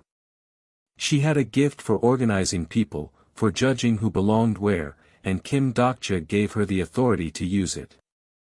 I gave her the job because everyone had their own field of expertise, he reasoned. Can you give me a title too? Someone begged. Something that suits me. What about an executioner? Never mind. The mood was light, for a moment, a company of survivors joking under a king who ruled by trust instead of fear. Then the assignments. We should first learn about the people who attacked us, Dokja decided. We'll head for Dongmyo right away. Can you come with me, Hui-won and Hyun-seong? I want you to stay here, Sangha. We can't leave Gil-young here alone like this. We also need someone to watch over Pil-de-gong, and we need someone to lead the anxious group members. We also need to defend ourselves against Ho-hyun. They could come for our station while we're away. We do have Pilda for that, but we may need your skill depending on the situation. He split his forces with a general's care, then set out with his judge and his soldier toward the enemy's territory. On the road, Hui-won asked about the hero they'd left behind. About that prick on the roof, is it okay to just leave him there? You mean Joonghyuk? Yeah, him. He should be fine, Dokja said. You sound as if you know him well. How do you know him? And Kim Dokja reached for a way to explain a bond no one could understand. It's like having a baby brother, he said. Hui-won, do you have a baby brother? Yes. He started 7th grade this year. Why? It's annoying. They never listen and pick fights with you. He even caused trouble at school, so I had to go in place of mom. But you're worried about him now, right? Yeah. That was the closest Kim Dokja could come to describing 13 years of reading about Yoo Joonghyuk, the exasperated, helpless affection of someone who had watched another person suffer and refused to look away. And here the reader admitted a secret that surprised even him. He had always thought of himself as the loneliest reader in the world, the sole audience of 3 ways to survive the apocalypse. But that was not quite true. It had quite a lot of readers during its first 10 episodes, he recalled. And even had 12 readers up until its 50th episode. In the earlier years of the story, I wasn't the only person reading. The people I fought online then.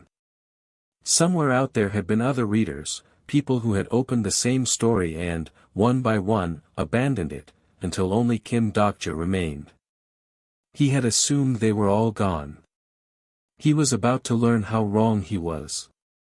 They reached Dongdaemun History and Culture Park Station, and it was wrong. This is strange, Dokja murmured. There's no one around. This station is under the control of Dongmyo Station.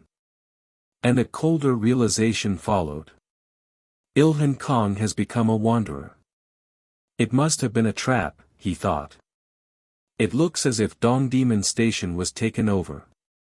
Whoever had Myeongdong and Dongdaemun attack Chungmuro must have known that they would fail to take over Chungmuro. The ambush he'd survived had been a sacrifice, bait sent by a smarter enemy. The people who wanted to take over Myeongdong while they were out, the people who knew that we'd win, no, the people who knew what Chungmuro's original leader was. That was it. That was what they were after. Someone had known the future, had known Chungmuro would win, and had used that knowledge to maneuver. These so-called prophets, Dokja knew now, were not guessing. They were reading. And then he appeared. A man in dark clothes, gold chains at his throat, an easy, knowing smile on his face. Someone's coming, Dokja warned. Ilhan, the newcomer, greeted the captured prisoner. Looks like you've brought unwelcome guests. Are you going to introduce yourselves? Kim Dokja activated his skill on reflex. Personal skill, character profile, activated. And the result froze his blood. This person's profile cannot be browsed using character profile. This character does not have a registered character profile. Seriously, Dokja thought. Only a handful of people in the entire world were immune to his profile skill, people with sealed identities, people the story itself hid. We're from Chungmuro, he said carefully. Chungmuro. And then the stranger did something that confirmed Kim Dokja's worst fear. Someone has used the skill search attribute on you, the system reported. Personal skill, the fourth wall, has blocked the search attribute skill. The man had tried to read Kim Dokja the way Kim Dokja read others.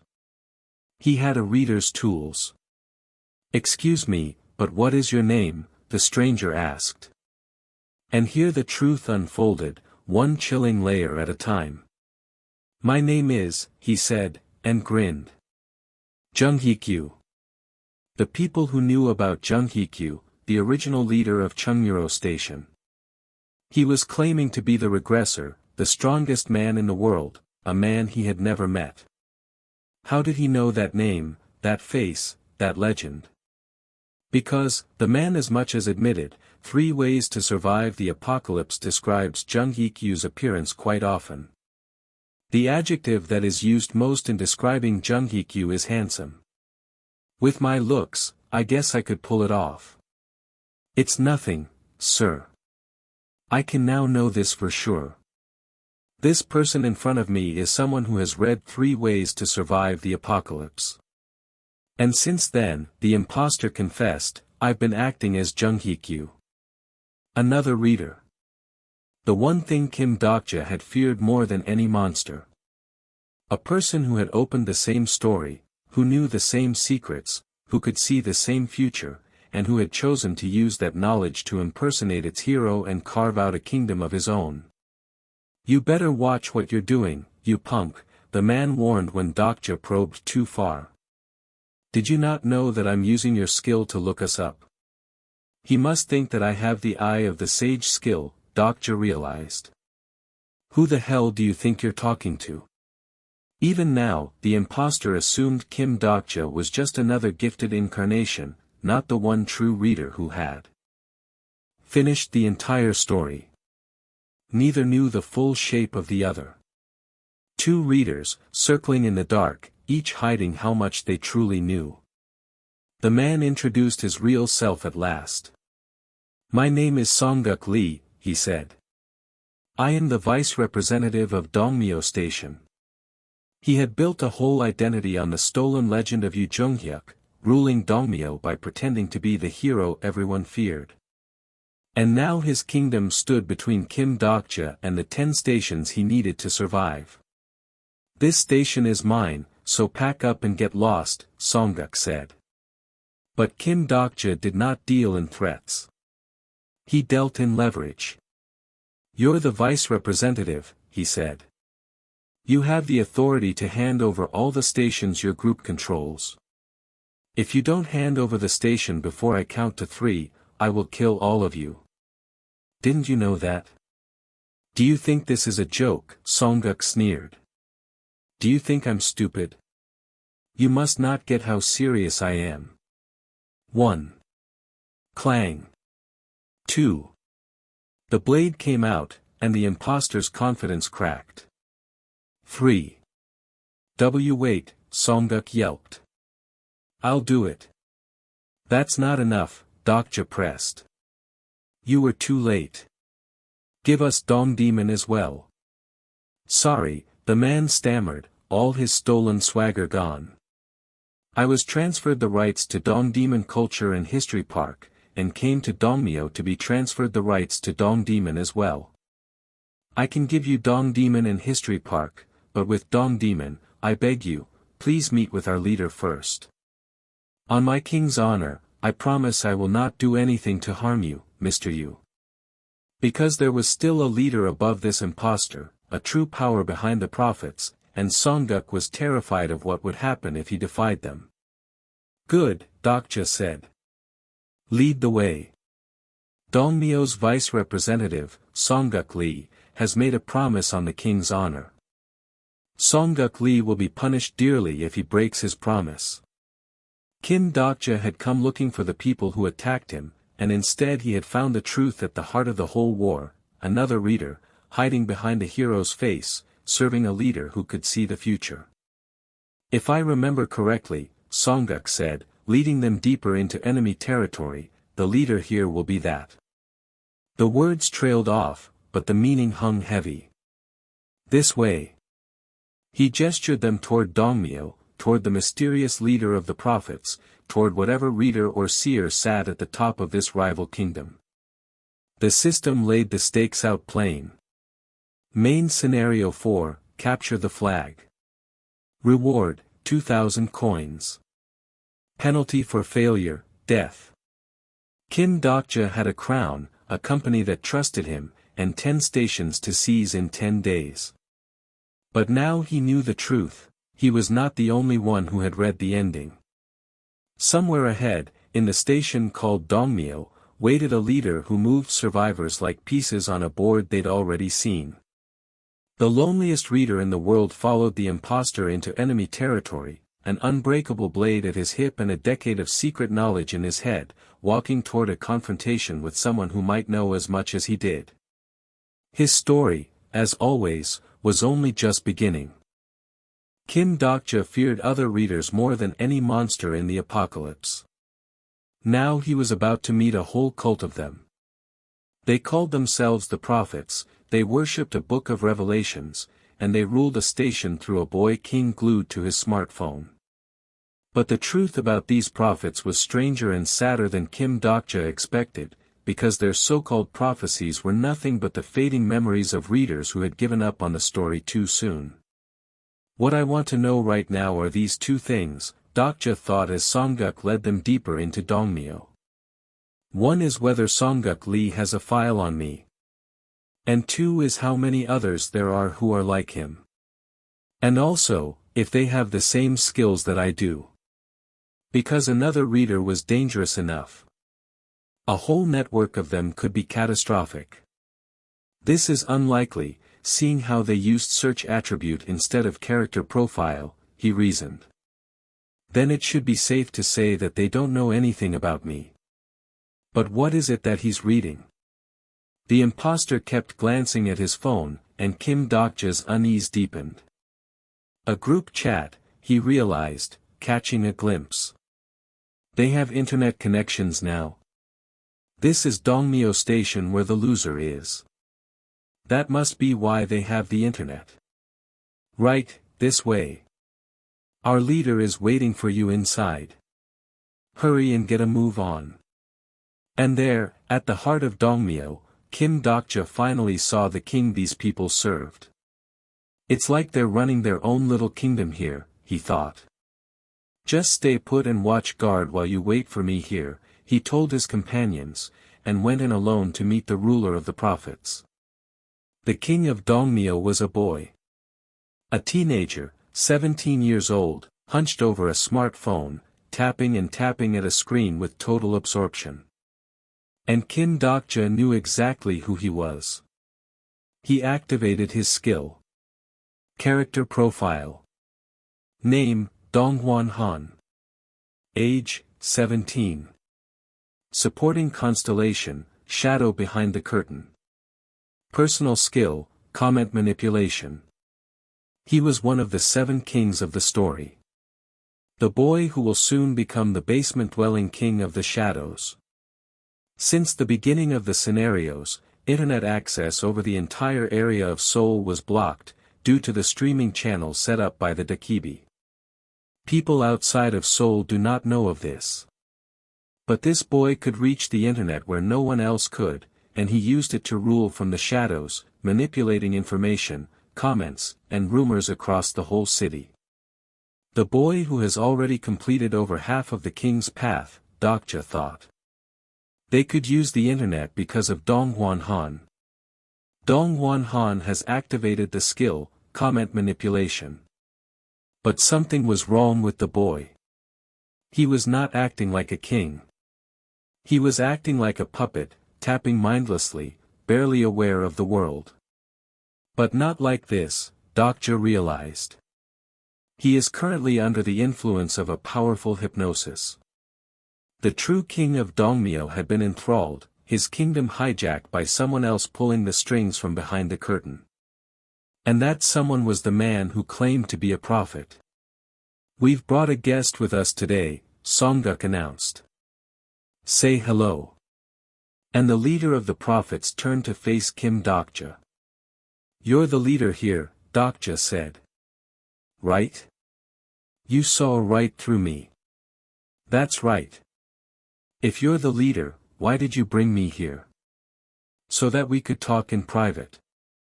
I don't know if you know, but I'm here under the influence of the block soundwave skill."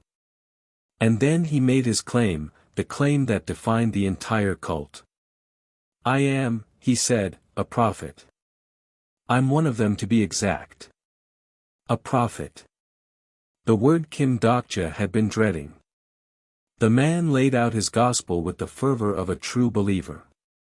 "I know about your special power," he told Dokja, mistaking him for a fellow regressor or seer. "The miracle of regression. It is a special power that you and you alone possess in this world. You probably have regressed through many lives. You fought against horrible enemies and fought to save humanity against the otherworldly forces. You've been putting up a lonely fight all on your own. We have nothing but respect for your noble cause."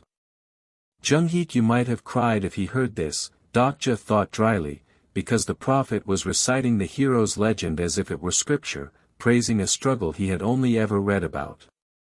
"But you might have realized this through your many regressions," the prophet continued.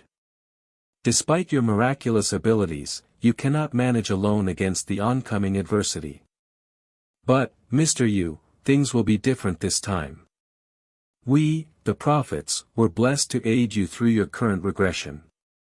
And here he revealed the heart of it. "You may not believe it, but we have been receiving revelations about this day from 10 years ago." Revelations? Yes. There is a book of revelations that is handed down among us prophets. A record of your legendary exploits in this world. A book that tells of your past, your present, and your future. Wait, Dokja thought, his blood running cold, could they be talking about? And he knew. The book of Revelations was 3 ways to survive the apocalypse. The novel. The very story Kim Dokja had read for 13 years. These prophets were readers. "Thanks to this book of Revelations," the man boasted, "we have known that you would have Steel Blade Hyen Seong Lee under your command. They may not be present, but you probably have delusional demon Namwon Kim and naval general Jai Hai Lee with you." "Where is this book of Revelations?" Dokja asked.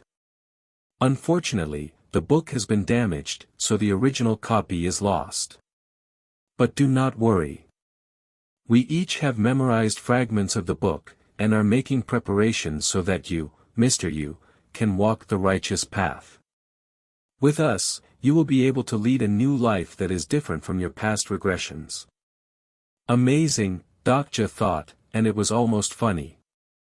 What a story you've come up with. They had read a novel, forgotten most of it, and turned the scraps they remembered into a holy book. Songguk, was it? Dokja said, turning the conversation. Yes, Mr. Yoo. Let's say that you have been given this revelation. What exactly do you plan to do with it? And the answer revealed the cult's ambition. They wanted to ride the hero's legend to power, to attach themselves to the destined king and rule through him. So he wants to take a free ride, Dokja understood. Interesting. And here Kim Dokja began to test them, to measure exactly how much these prophets really knew. Does that mean, the man faltered. But you got it all wrong. I'm sorry. How am I supposed to be allies with people I know nothing about? Who told you you could loiter around here? If you want to be my ally, shouldn't you first let me know who you really are? And who the hell are you to tell us what to do? The reader pressed, and the prophet's confidence cracked under the pressure. Kneel, Dokja commanded. Kneel. Recite to me the attributes you have. And that was the test. This is what he'll be thinking, the prophet worried. Joonghyuk has the eye of the sage skill. Why is he asking me to tell him my attributes? Is he testing me? My attribute is, the man began, sweating. That I'm a hypnotist.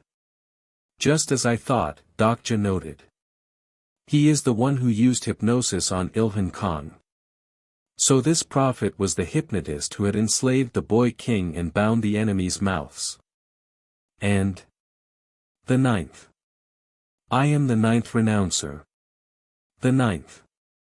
And now the whole truth of the prophet snapped into focus, and it was pitiful. The ninth renouncer. Wait, Dokja thought. How many of them are there? Because a renouncer was not a seer at all. What do you mean when you say you're a renouncer? He asked, though he already suspected. That is the Book of Revelations, the man explained. The order in which we stopped reading the Revelations. You've stopped reading it. But why? Well, the Revelations were too difficult to decipher and much too profound for us to. What an excuse, Dokja thought. There it was. The prophets were readers who had quit. Each one had opened 3 ways to survive the apocalypse and, at some point, given up, dropped the story, closed the book.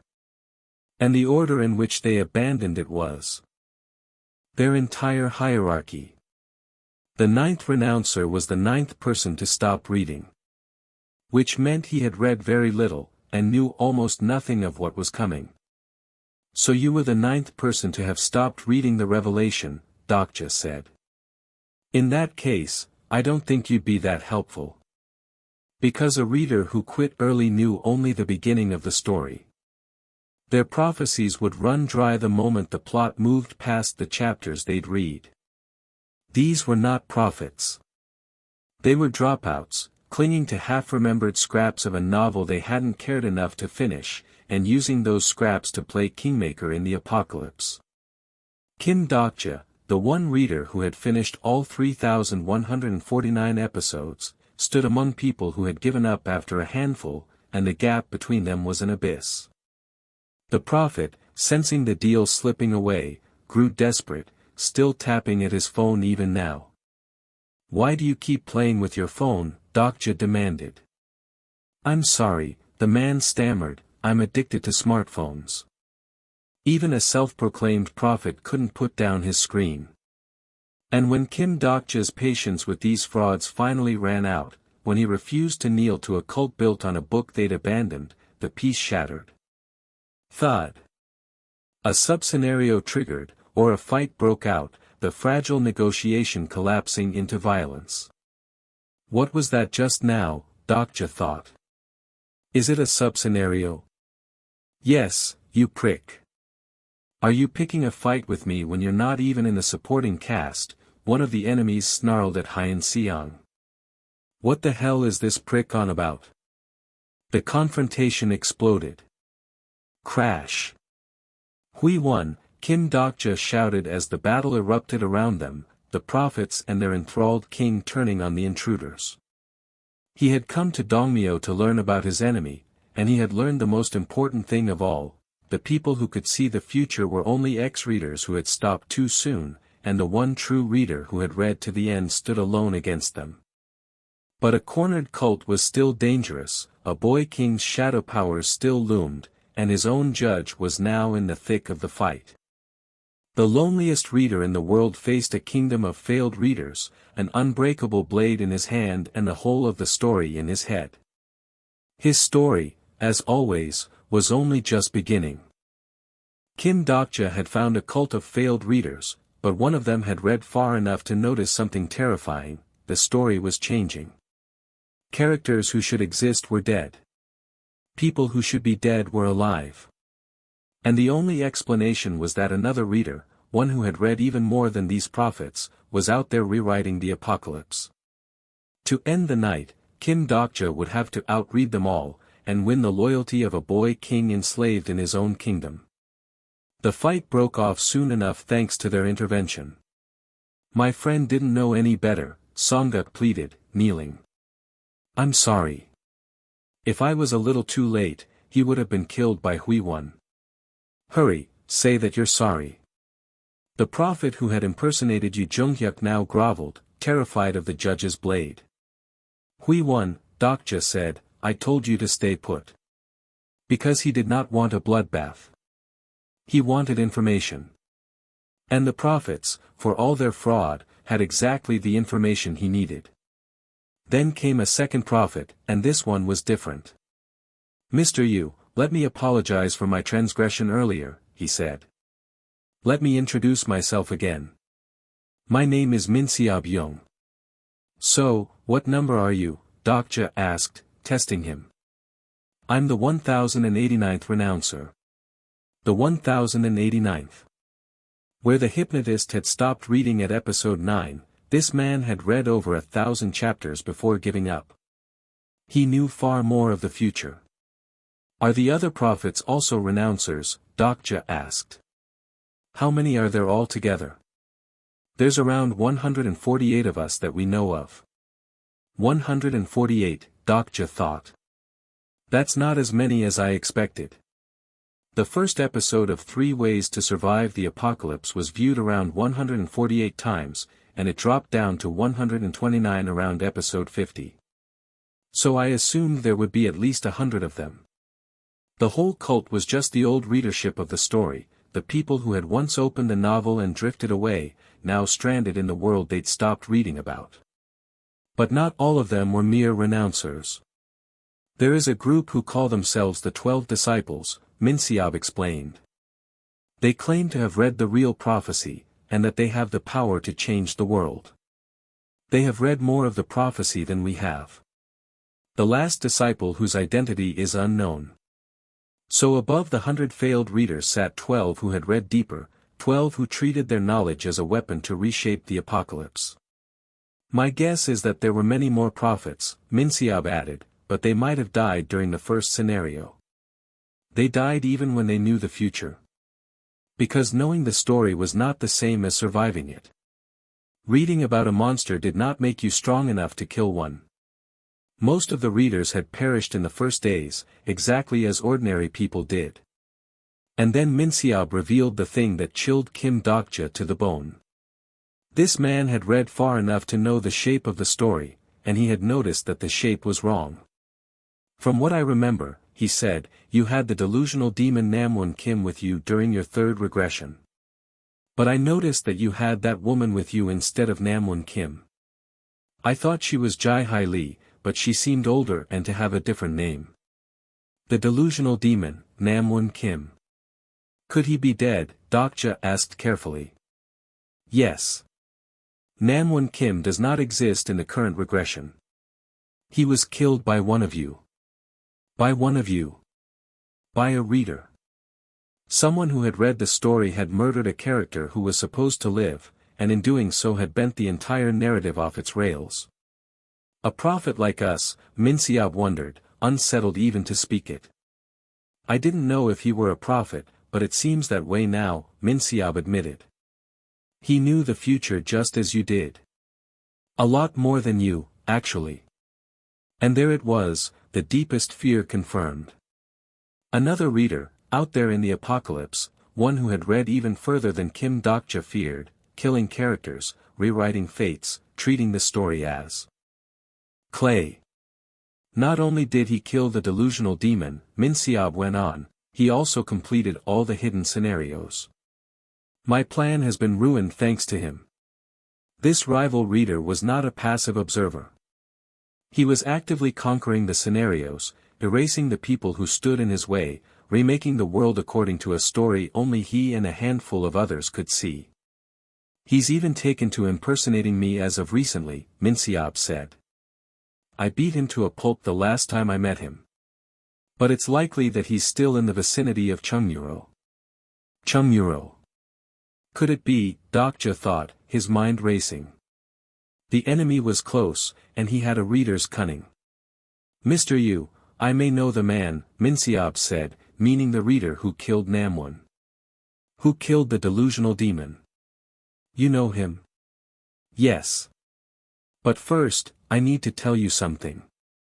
Not all prophets are on the same side. That's why there have been changes in the third regression.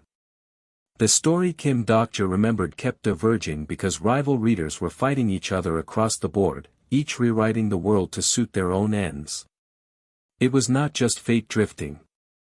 It was a war of readers, fought with foreknowledge as the weapon. As they spoke, Kim Dokja's own position strengthened. The new special ability of the Navy flag is ready for activation, the system announced. His conquests had climbed the color ladder again, red flag rising toward Navy, each captured station making his whole company stronger. After talking to Songguk Lee and Minseob, I was given Dong Demon and Dongmyo, making my flag turn Navy, he noted. Currently I own a total of 5 stations. 5 stations in a single day, halfway to the 10 the king's path demanded. His target now was Chongsin. It's too bad that I didn't get Chongsin Station, he thought. Being right in front of Dongmyo, I thought they had control over Chongsin. But I was wrong. Chongsin doesn't belong to the Dongmyo group. Chongsin is currently ruled by the Tyrant King. The Tyrant King. Minseob spoke the name with dread. One of the 7 kings of Seoul. He is as powerful as Joonghyuk at the current point in the story. It was too early in the plot for him to be one of the 7 crowned kings, but they told me some prophets helped the Tyrant King's power grow by mistake. There it was again, the meddling of readers making the world worse. By trying to use their knowledge, some prophets had accidentally fed power to a monster, elevating a minor character into one of the 7 most dangerous rulers in the city, years ahead of schedule. Unlike us, Minseob said of the 12 disciples, they are looking to take control of this world using the revelation. Instead of helping you to save this world from ruin, they are a selfish bunch who only look after themselves. This is why we were asking for your help, Mr. Yoo. Please, take us under your wings and put a stop to those heretics. And so the true purpose of the prophets came clear. Some of them, the renouncers, wanted to serve the hero of the story, to attach themselves to Yoo Joonghyuk's legend and help him win. The 12 disciples wanted to seize the world for themselves. And they were all fighting over a novel that Kim Dokja, standing in their midst, had actually finished. There's a meeting, Minseob told him. The Night of the Prophets. A gathering that does not include the 12 disciples will be held tomorrow night. I want you there, Mr. Yoo. An invitation into the heart of the cult, a chance to learn everything, to find the rival reader, to measure the 12 disciples and the Tyrant King. Kim Dokja could not refuse it. But before he left Dongmyo, there was one more thing to do, and it was the kind of thing only Kim Dokja would do. The boy king, Donghwan Han, still sat enslaved by the hypnotist's block soundwave skill, tapping mindlessly at his phone, a puppet ruling a kingdom he could not feel. Kim Dokja walked up to him, reached out, and broke the hypnosis. Slide. Tap. Tap. The boy blinked, and the world came back into focus. Ugh, he groaned, dazed. Who are you? You know him? The true king of Dongmyo. One of the future 7 kings, the basement-dwelling king of the shadows, woke from his enthrallment to find a stranger standing over him. Yoo. Don't worry, Dokja said. Why you are, the boy stammered, reaching for his weapon, ready to defend the flag that meant his life. I'm not here to take your flag. You're a smart kid, Dokja told him. You should know better. If I wanted to hurt you, why would I free you from your hypnosis? The boy stared, confused, wary, and then something began to shift. Because Kim Dokja had not come to conquer him or enslave him or use him. The other prophets had chained the boy and stolen his kingdom. Kim Dokja had set him free and asked for nothing. Then, what, the boy managed. And the reader offered the one thing this lonely, powerful, manipulated child had never been offered by anyone in the apocalypse. Let's be friends, Kim Dokja said. Not a servant. Not a puppet. Not a tool. A friend.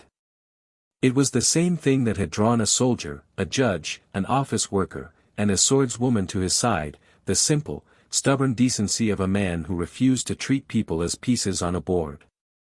Kim Dokja had walked into a kingdom of failed readers and walked out with 5 stations, a warning about a rival reader who was rewriting the world, an invitation to the secret night of the prophets, and the beginnings of friendship with a boy who would one day be a king. Somewhere out there, another reader who knew even more than the prophets was erasing characters and reshaping fate. The 12 disciples plotted to seize the world. The tyrant king ruled Chongsin with the strength of the hero himself. And the king's path still demanded 10 stations in 10 days. The loneliest reader in the world, who had finished the story no one else had, gathered his allies and set his sights on the night to come. His story, as always, was only just beginning.